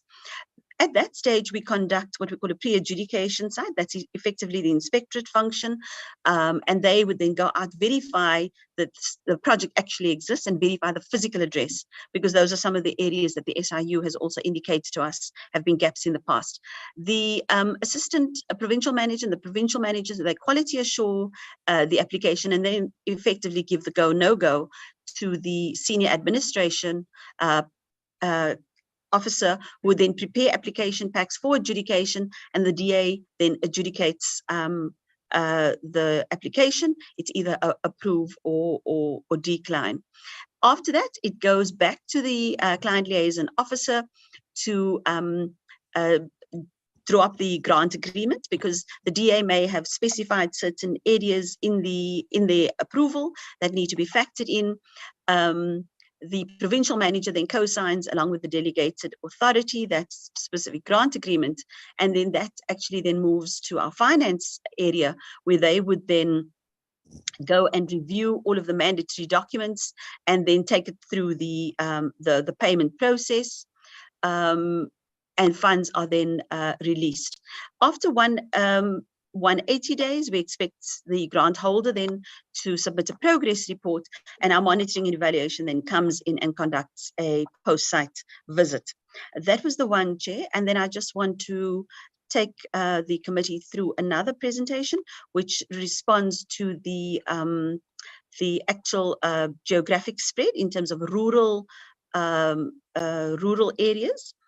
I just want to the PowerPoint presentation. Chair, this is over a period how ticket sales and versus grants are allocated in the various provinces. We are busy with a piece of work that will map this in much greater detail.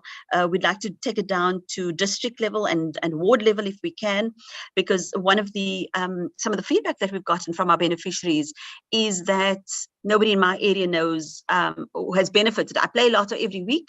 Nobody that I know living in my area has benefited from any of the programs within that the NLC has funded. And so we felt it's important for us to do that piece of work. So this is just a trajectory of ticket sales versus, so you can actually just see in the slide that Gauteng, it's got the highest percentage of ticket sales, and also then the highest percentage of grants that have been allocated. The next slide is just a pictorial representation of that. But I think, Chair, this is work that is ongoing that we need to supplement and improve to give us that kind of detail. I think that the honourable member Hlongyana has asked about. So we do map this. We also ensure at a minimum that 5% of the allocations are allocated per province, and this forms part of the work that we support, that we provide as inputs when the distributing agencies actually adjudicate the applications. Chair, I'm just then the last one is about Mr. Freddie Nyatela. And his application was received in about June, July 2022. We then responded to him in January 2023 to indicate that the funding for the arts sector under which he had applied had been depleted. We get, I think last year the figure was almost 10,000, just under 10,000 applications that we received, and our funding in the last financial year supported 3,315 beneficiaries, I think. I will just ask Anash to verify that for me. And so there is a big gap in terms of what we actually can fund and the requests that come in. And so unfortunately at that stage, the budget for the arts sector had already been depleted. Now the percentage allocations for each of these sectors is determined in the regulations. And so we are not able to go over that percentage, even though maybe in another area there hasn't been full funding. And so that's in fact what had happened. Mr. Nyatela subsequently put in an appeal, and the board distributing agency, when they reviewed that, it said that at that stage we hadn't had sufficient funding. The funds were in fact depleted, and the funding window then opens on the 1st of April, and we were then able to look at a call for applications. Mr. Nyatela also wanted us to come and visit his project, but I think the colleagues felt that because this matter was currently with the board, we did not want to go and have that meeting until the process had been finalized, just to ensure that we there's no outside interference, and that the DA is able to look at the project like they would all other projects. Chair, I think the question that you had asked about the APP, I don't know if the department may want to come in, but Chair, just on our side, there's been quite a lot of engagement with the department, and the minister has reviewed all of the entity APPs, and he had requested several changes to be made. So there'd been quite robust engagements with the ministry as well as with the branch, where they convened a meeting to also talk about these 45 impact outcomes that we need to contribute to. So it was that caused the delay in us submitting our APP so that it could be tabled. Chair, I think those are the questions and comments. I'm just looking around my team. We just have I just have in 2023, we received 9,427 applications. We approved 2,752, and out of that, 600 were approved within the arts portfolio. Chair, I think that's the questions that I may have missed. I'm happy to respond to any others that I may have missed. I'm just double checking. Thank you, Chair. According to my list, thank you very much, Commissioner and the Chair. You have answered all questions. I saw Honourable McPherson's hand up again. Yes, Honourable McPherson. Sorry, I don't know if you had a second round, but my device just went off. So can I just pose a follow-up, please, Chair? Yes, you may. Thanks. So, on the issue of proactive funding, and I hear what the Chair and Ms. Scholz are saying, about emergencies and so on and so forth. But that's exactly what's wrong with proactive funding, is that, emergencies are manufactured, applications are manufactured for those emergencies. And even when there are real emergencies, the money just never gets to where it should be. I mean, one just has to look at the Auditor General's report on the funding for the flooding in the Eastern Cape and KZN, and it is absolute disaster. I mean, the corruption that has taken place in that. They said 8-point-something billion rand has just gone missing, and you see, with all the good intentions in the world, that is what proactive funding will always be, a gateway to corruption, because there is no application required. And, I really, really think that if this board wants to be different compared to the other one, well, then, the marked difference would be in a new system that is not proactive funding, and that does not simply distribute funds on the basis of without an application. I mean, that would be the big difference between the two. But to have proactive funding by another name, which is what it sounds like, and I can guarantee you in 5 years' time, we'll still be having the same conversation, and we'll be wringing our hands and saying, how did we get here? On the issue of illegal lotteries, Ms. Scholz, what is the progress on illegal lotteries? How many, have been prosecuted, and or what litigation is currently underway against those illegal lotteries, and what is the progress of that? Thank you very much. Thank you very much. I'm not sure the follow-up question on proactive funding, if I can ask the department or the Chair to respond. Chair, my hand is also up. Oh, sorry, I didn't see that. My apologies, Honorable Malamecha. And then No, thanks, Chair. I understand it. Chairperson, for our good work, to be really noticed and have impact, is when we spend much time correcting what we think is wrong and make sure that we put the right things in place. The issue of creating a gambling nation is that we have Saturday and Wednesday, that is officially known for this playing. Then we have these Powerballs.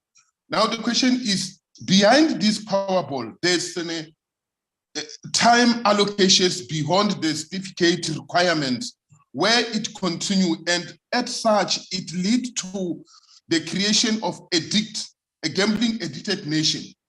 My question is, who is down there? Because that is why we emphasize the necessity of having all the stakeholders, including your Mahosi, including your community, being the vanguard to ensure that this does not happen. Because if, Chairperson, these things are not in place, the committee will be seen doing good on paper, whereas on ground, the production of the work of the committee is so huge that when I'm seated here, I can tell you that in all these cities, it's like 24 hours people are in gambling. And yet we are told of the licensed and the unlicensed one. Now the question is, which measure is there to stop this with immediate effect so that at the end of the day, we are able to say there's proper regulation of this gambling that are licensed to happen? Because at the end of the day, the overflow of illegal activities which are producing a wrong nation is so high that one is not convinced on the question that no, that is attended properly, as Comrade Mbuyane was indicating. At rural provinces, this thing is not necessarily tied up to an extent that it can convince that it can stop with immediate effect. Therefore, I therefore call for the board to ensure that they come with a system that will ensure that it's zero tolerance of unlicensed gambling, unlicensed gambling activities. Thank you. Thank you very much. Can I hand over first to Ms. Scholz? I think there was a presentation, an answer on the education and capacitation of communities, but can we just ask that that maybe be emphasized to the portfolio committee? And then I'm not sure if there is a response to Honorable McPherson's. I think he's given his view on proactive funding. Ms. Scholz, and then I'll go to Honorable, to the Chair of the Board. Honorable Monakedi, can you mute, please? Chair, Mr. Mbuyane raised his hand, Chair. Oh, sorry. Okay, then. Honorable Mbuyane, before we hand over. Yeah, no. Thank you very much, Chair. I think the report is properly presented. And also, I don't know whether Honorable McPherson want to change the act. I propose that is the first win elections, then it will come and change the act. But for now, proactive is there and needs to assist our poorest of the poor, more especially on the rural areas.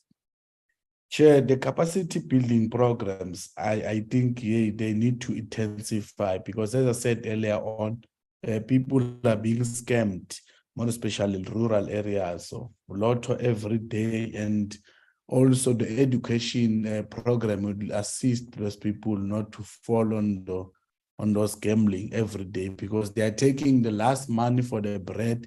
They want to double that amount in terms of getting playing and also that fat, and it creates more poverty on Northeasterns. Then I think it will be important as well to target the rural areas and also check as to how can we be able to assist moving forward. And also, Chair, there's a key strategic partners for the drafting of OMU or MOU in the third quarter. I just wanted to check the key strategic partners which we identify and what are the basis of those partnerships, so that we do understand as to the NLC has a key strategic partner, and the basis of the strategic partner that we identify, it's on this basis. So I want just to check in the partnership basis with the strategic MOU developer. Thank you very much, Chair. Maybe the last one, I can check the impact of implementing the sports pool monitoring metrics. How is that? And it's well in order, or we need also to intensify? Thank you very much, Chair. And over to you, Commissioner. I think we can just for the portfolio committee, just highlight the additional measures that you said came out of the AG report and the SIU report on proactive funding, the control measures that are in place. Ms. Scholes? Thank you very much, Chair. I think in response to the comment by Honourable McPherson about proactive funding, we have a target that we would fundamentally review that that process and how we go about doing that by the end of June. So at this stage, we haven't yet completed that piece of work. What we have done is that where there has been a need, and the one area that the board has given their support to is to Port St. John. It's been based on an actual climate disaster. There's been rampant flooding. I think over 1,700 people have been displaced from their homes. And the NLC has, through the Department of Social Development, gone and done our own assessment. So we've sent a team to go and look, to meet with all of the people, the key stakeholders, to understand what is the extent of the problem. And we then put a proposal through and how we are going to disperse that funding. And I think that's the critical point, is it's through strategic implementing partners. We've identified two very reputable organizations with a national and a global footprint to assist us in ensuring that these funds are dispersed. Obviously, we will also go and do monitoring and evaluation on this. I think the distinction is that when we did monitoring and evaluation in the past, and perhaps this was done deliberately, I'm not sure, but only 20% of projects were actually gone and assessed. Even in terms of the pre-inspections, they were done, but they were done very sporadically. So what we've said is all projects now get a pre-inspection, get inspected, and there's a monitoring and evaluation process that must happen after, because that's also how we would be able to then quantify the jobs and the impact of the work that we've done. In terms of illegal lotteries, there are two matters currently in court, and I think it was in our annual report. It's Lotto Land and Lotto Star. I'll ask Ms. Tinswalo Nkuna just to come and give us some inputs on that. Then I think, Honourable Malamachi, about your concern about the ills of gambling. We do have a player protection program where we go out and talk to participants about how they can protect themselves in terms of the playing the lotto. One of the areas that we've also done away with is we used to have accredited agents who could go and help beneficiaries to complete the application forms. And I think that's also was the source of a lot of irregularities.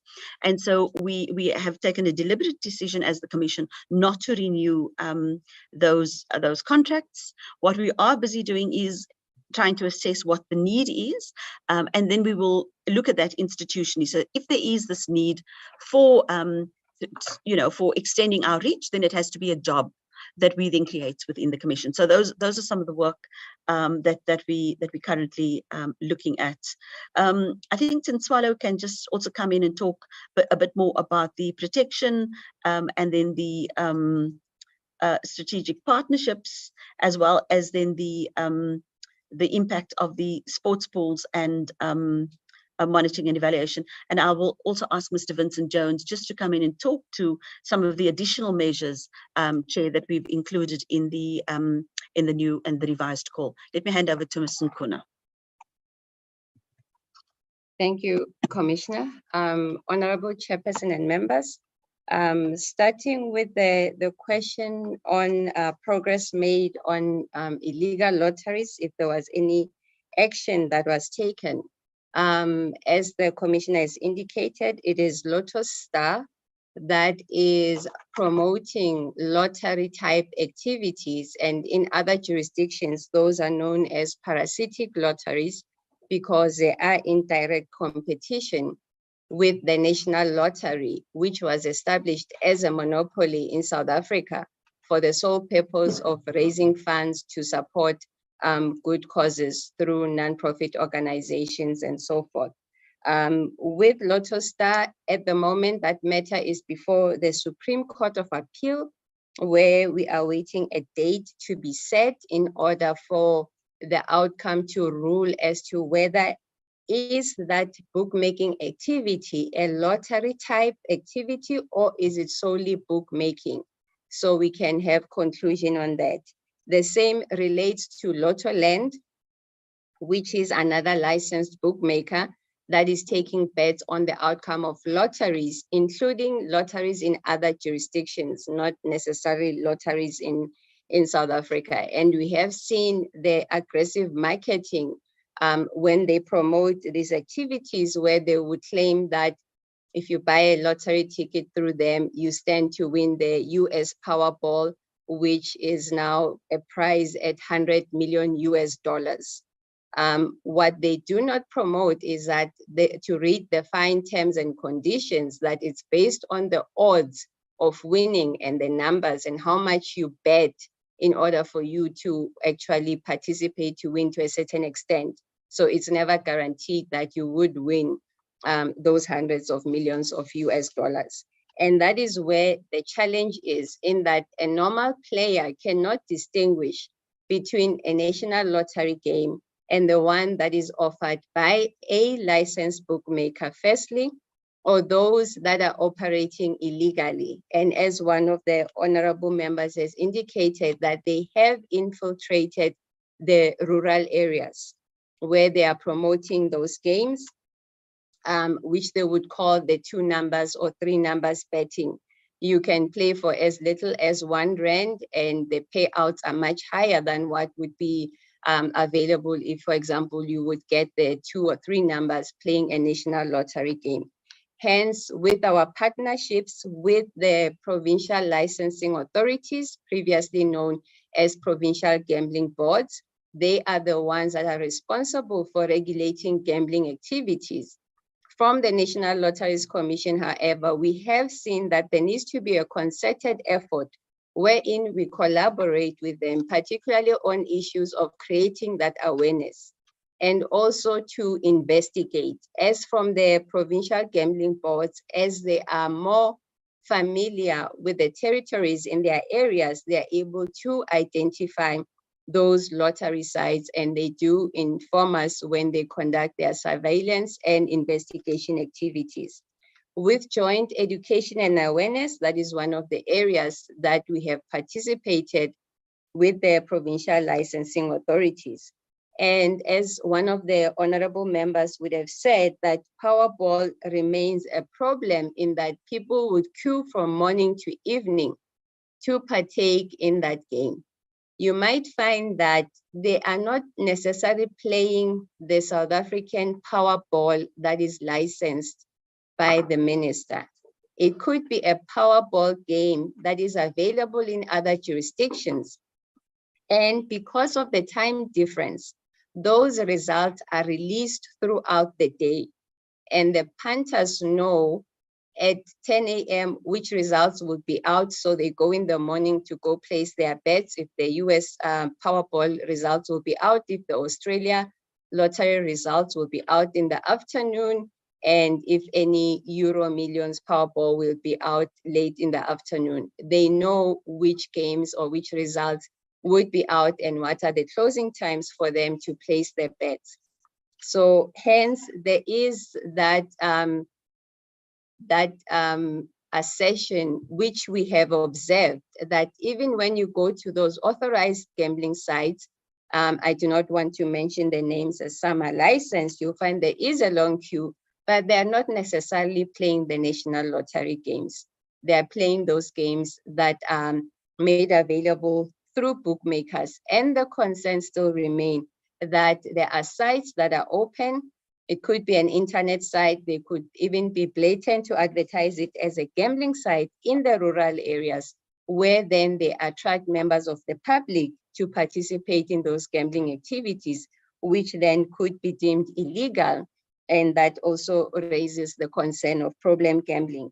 Hence, in our concerted effort, we have stated that we are partnering with the provincial licensing authorities and other entities, so that as we do public education and awareness on the mandate of the Lotteries Act, we make them aware of the existence of lottery games, either available on site or either available through the internet. With the mechanisms that we have put in place for the legalized and licensed national lottery and sports pool games, there are play limits that are set for players, either whether you play via your cell phone, online banking, there are limits that are set. These are included in the game rules. When you buy your ticket at a retailer, the terminal operator at the retail space is aware of the play limits, that you cannot buy a certain number of tickets beyond that limit in order to manage the issue of excessive play or problem gambling. Hence, the focus is mainly on education and awareness. However, with our interactions with various members of the public, they are aware. What attracts them is, what is the payout? If I can buy a ticket for R1 and I get R5, why not participate in that? And that is where we need to constantly communicate the issue of the problem to excessive play and harm to the livelihoods of the persons.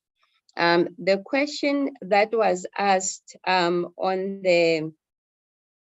addition to that, the operator as well reports on the number of tickets sold in a particular period for the various games, your Lotto, Powerball, and your Daily Lotto. And they have seen that on average, a person would buy 3 to 4 tickets for a game.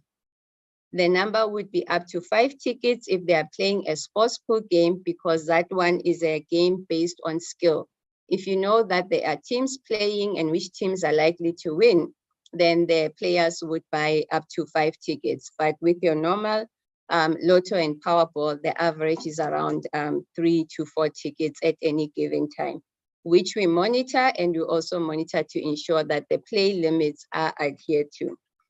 On the question that was asked by the honorable member on the sports pools monitoring matrix, this is derived from the sports pool license, which is signed or issued to the national lottery operator, where it also requires that there should be revenue maximization towards good causes through the sale of sports pool tickets. From the regulator side, we have to ensure that whatever tickets that are sold through the sports pools are for legalized sporting activities, and that there is no contravention of any use of those sports fixtures. So initially, the intention was to explore whether more than one sports pool license can be made available to one operator with the aim of increasing revenue. However, this has been seen that sports pools, together with the National Lottery, came into effect in South Africa long after gambling activities and sports betting were existing.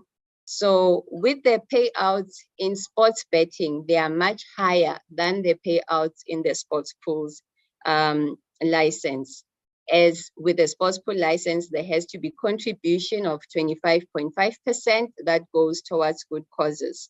Whereas with sports betting, it's the betting owners who would determine what are the payouts. And hence there is much more activity on sports betting than with the sports pools. But however, from the operator side, is to look at what games is the operator introducing, how are the games performing, if there needs to be any change in the marketing of the games or the configuration of the games in order to maximize revenue for good causes. That is what is being focused on. Hence the review of the sports pools matrix being included in our APP target for the year. Thank you, Chairperson and honorable members. Thank you, Commissioner. I think that that covers all the additional questions.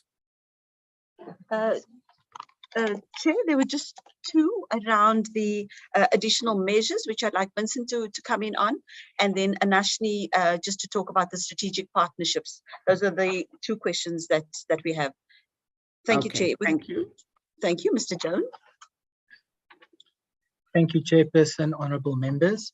So during my time here at the NLC, we started reviewing the grant funding process and the SOP in detail. And some of the additional measures that we've suggested to implement was specifically to look at the segregation of duties between the receiving, evaluation, the processing and adjudication and payment of grant funding applications. What we've also introduced is the inspectorate function, which is reporting into the risk management unit to ensure that segregation of duties. We've also reviewed the site visit report, which the inspectorate function will use to complete the pre-adjudication visit and to ensure that they look at all the required areas that needs to be in place. Then in terms of the vetting of the applications, we've also introduced that when the application is submitted, the NPOs will be verified against the DST database.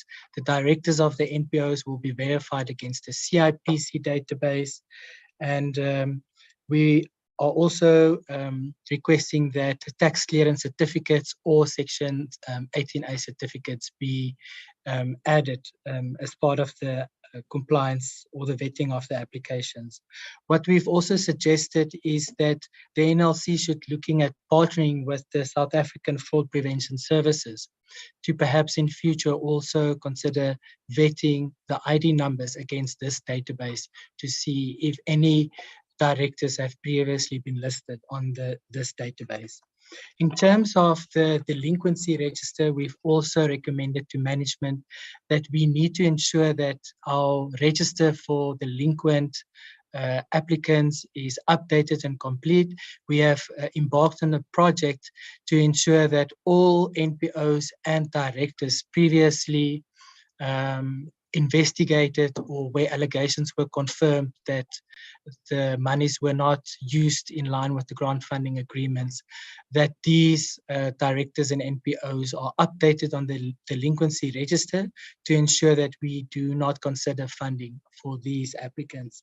And then lastly, in terms of the internal audit unit data analytics, we are strengthening our data analytics capabilities in the NLC internal audit unit to ensure that we can build in processes where we can continuously monitor the grant funding process that can highlight fraud risk indicators for us to look into during this process.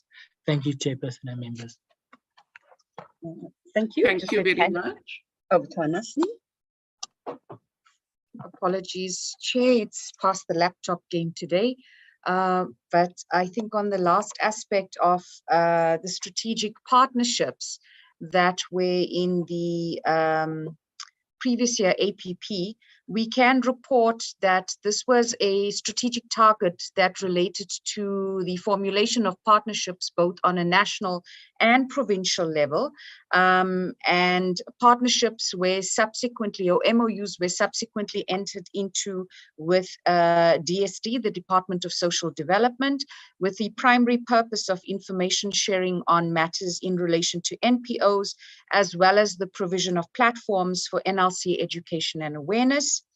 Another national MOU entered into was with the National House of Traditional Leaders, with the primary purpose of the mobilization of rural communities to increase access to funding, as well as, again, collaboration on education and awareness of the NLC mandate, with particular emphasis in the rural communities. So we'd like to think that we've, through that particular MOU, we're going to address quite a few concerns that have emanated today in ensuring our reach and our footprint in the deepest of rural communities and grassroots level.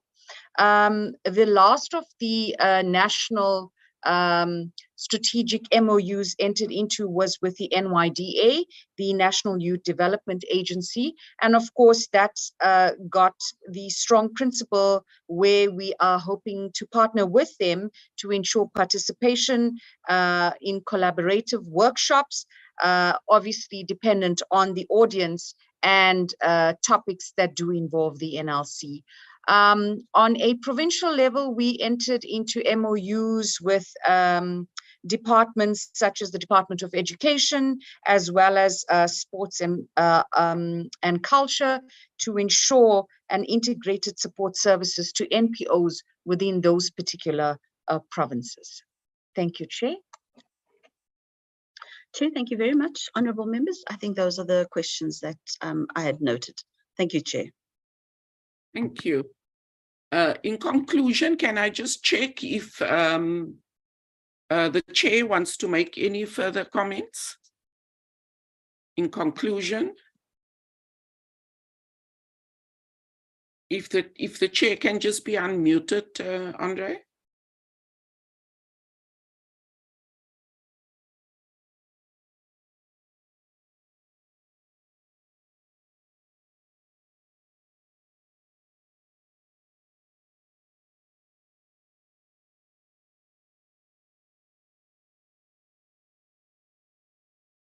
Andre?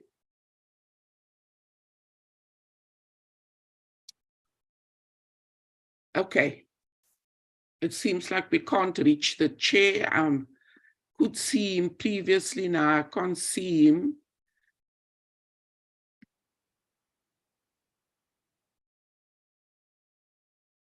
Andre?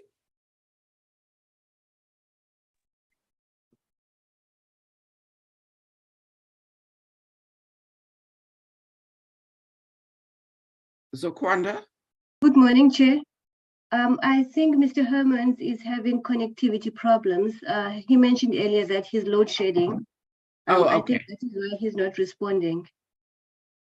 Yes, I wanted if one of you are hosting, can just unmute the Chair so that I just hand over to him in conclusion. Honourable Chair, I am unmuted. Oh, there we go. Yes. Thank you. I don't have anything to add, Chair, and I appreciate, just want to give appreciation to the Commissioner and colleagues for the work that they've put into this and the answers they've given to the honourable members of the Portfolio Committee. Thank you very much, Chair. Thank you very much, Chair. I just wanted to ask Ms. Brown to just clarify for the committee the issue of the submission of the APP, because I've been told that there was no deadline for submission of the APP, so it's actually not late. Ms. Brown? Thank you, Honorable Chair and members. It is true, in a letter that the department received on the 27th of February, the letter indicated that the tabling can commence from the 9th of March with no end date reflected. and hence then the minister used the opportunity to engage with the NLC and other entities to make sure that the issues that he wants considered in their APPs are properly reflected. And because in the letter, it just says that the minister has to make sure that the APPs are tabled before the committee meets to discuss these plans, and the minister has ensured that, Chairperson. Yes, thank you very much. I think that explanation was needed on this public platform. Thank you very much. Thank you to the NLC, from the board chairperson, the commissioner and her team.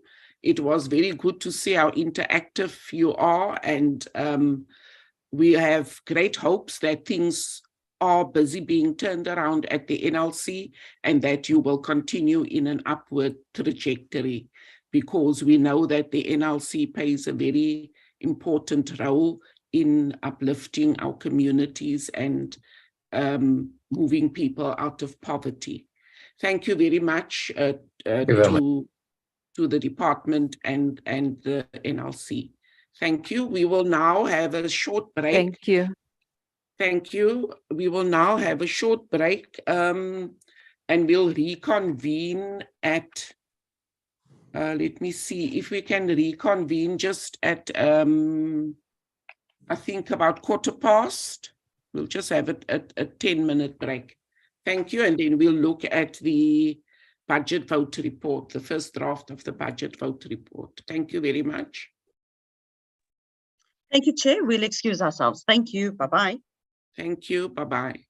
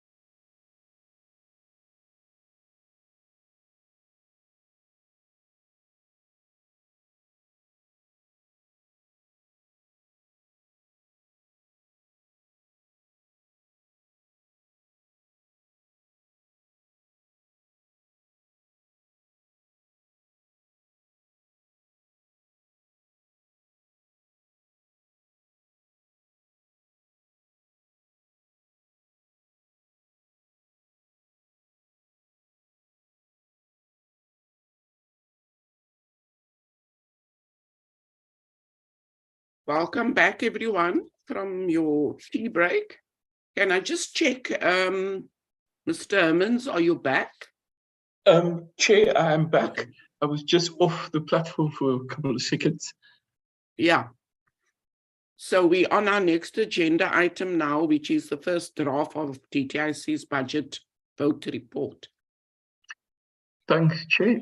So, Chair, just to be guided by you, Margot will share the report. Do we go through the whole report, or do we just focus on the concluding remarks? And there were 3 outstanding responses from the DTIC, which we received this morning, and I distributed the updated report to members. Okay. We'll be guided by you, Chair. I think we can take it that members have read it, have read the report, and let's go just to the concluding remarks. No problem, Chair. We can do so, Chair. I'm just waiting for Margaret to share. Chair, we have requested all parties to submit concluding remarks and recommendations for consideration. We received from the ANC only, Chair. So I'll go through the first conclusion, and members will obviously through you input on that.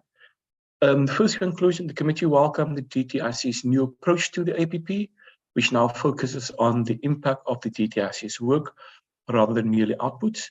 This should ensure that the DTIC's activities are better coordinated and geared towards creating an enabling environment to bolster the economy and stimulate job creation.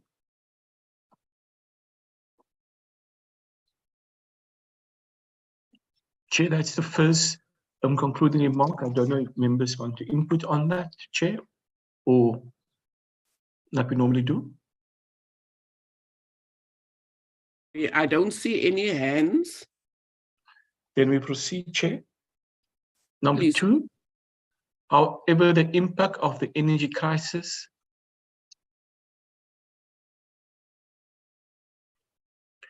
on the broader economy is expected to inhibit industrialization, beneficiation, and the attraction of foreign direct investment. This would limit the ability of the DTIC's programs to facilitate economic growth and job creation. The committee encouraged the DTICs to strengthen collaboration and coordination with the relevant departments to resolve the energy crisis and mitigate its impact on the manufacturing sector. In particular, the committee was of the view that DTIC continue engaging with the Department of Mineral Resources and Energy and the Department of Public Enterprises on the new strategy, on the new energy vehicle roadmap and the finalization of the green hydrogen commercialization framework. Members, there's the second conclusion. No hands. Proceed to the third one. Given the regulatory adjustments being considered and adopted by the European and other major auto markets, the implementation of a policy on energy vehicles would be premature. Therefore, the committee welcomed the DTIC's cautionary approach to publishing the white paper on energy vehicles in South Africa. This would afford government the ability to consider the European and other markets' regulatory adjustments and adjust its policy accordingly. In doing so, this would provide the necessary certainty to the domestic automotive industry and to ensure that the South African energy vehicles would meet the requirements in these markets.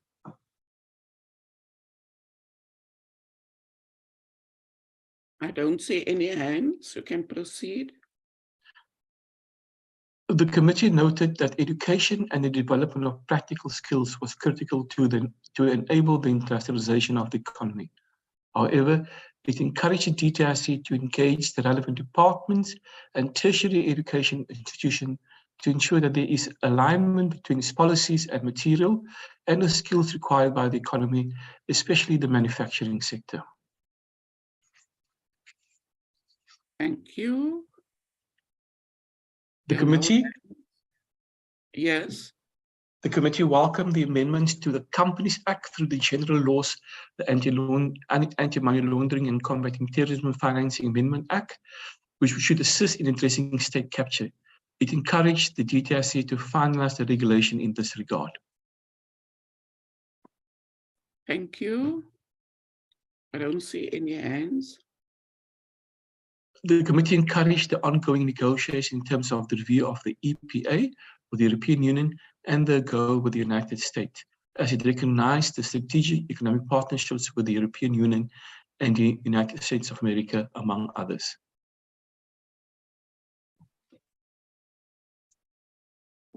No hands, proceed. The committee was concerned by European Union's pending implementation of the carbon border adjustment mechanism of South Africa's exports.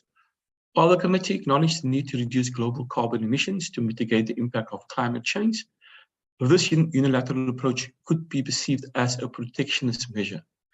The committee supported the government's position that a multilateral rule-based approach should be developed in this regard to ensure the maintenance of a fair global trading system.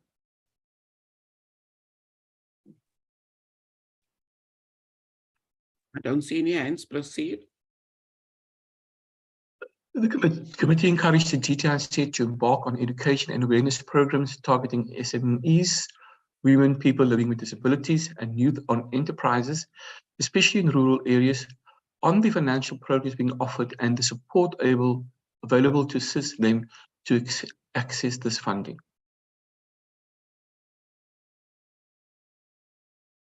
No hands, proceed.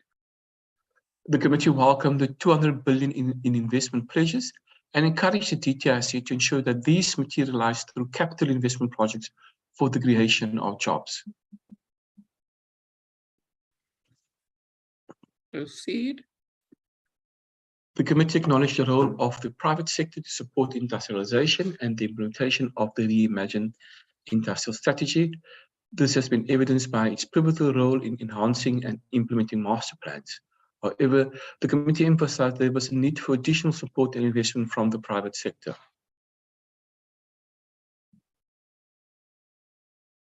Proceed. The committee was concerned that while the DTIC had invested in the maintenance and refurbishment of certain industrial parks, there was limited reciprocal commitment from provinces to support ongoing maintenance of their parks. It supported the position that the condition of this funding should be reconsidered to ensure that this investment is sustainable.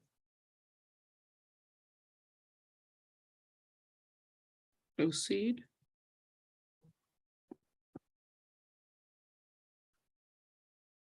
The committee welcomed the Competition Authority's efforts to reduce and address price discrimination as a barrier to entry for SMEs, as these players are important job creators and are critical for the transformation of the economy.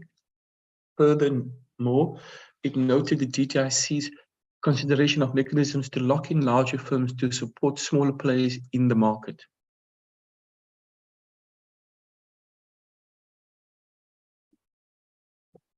Proceed. The committee welcomed the DTIC's collaboration with the African Revenue Services in addressing illicit trade. It noted the recent court ruling by the Supreme Court of Appeal in favor of the South African Revenue Service regarding the seizure of imported clothing that was underdeclared.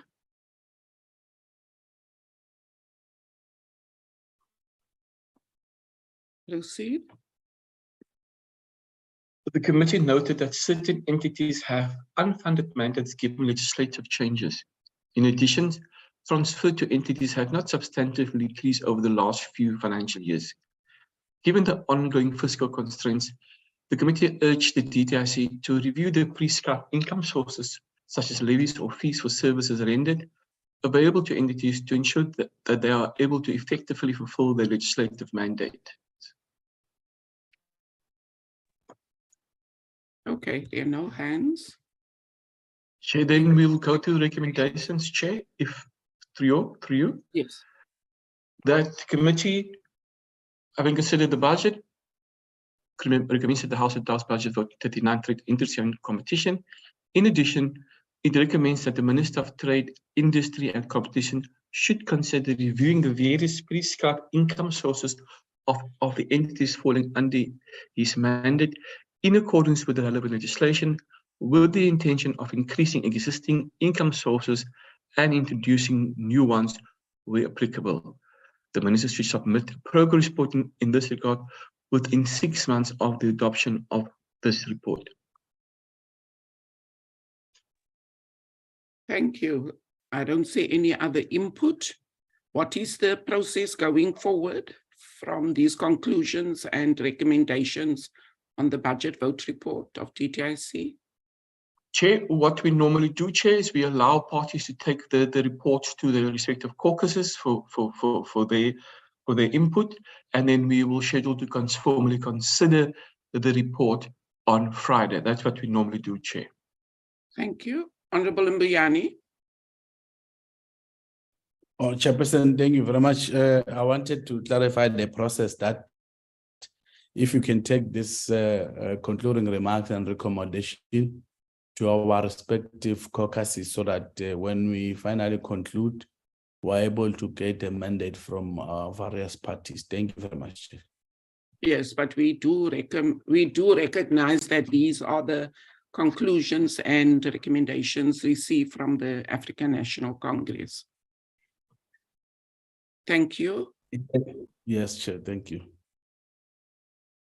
Chair, that concludes our agenda. Are there any announcements, Committee Secretary? Chair, next meeting will be on Friday. We will formally consider the budget vote report, and we will have a briefing by the CIPC on the strategic plan and annual performance plans for the 2023-24 financial year. Chair, thanks. Thank you very much. Thank you, members, for your attention. Thank you to everyone who joined us on the platform. This meeting stands adjourned. Thank you. Recording stopped. Long live the chair. Long live the chair. Long live the chair. Long live. Thank you.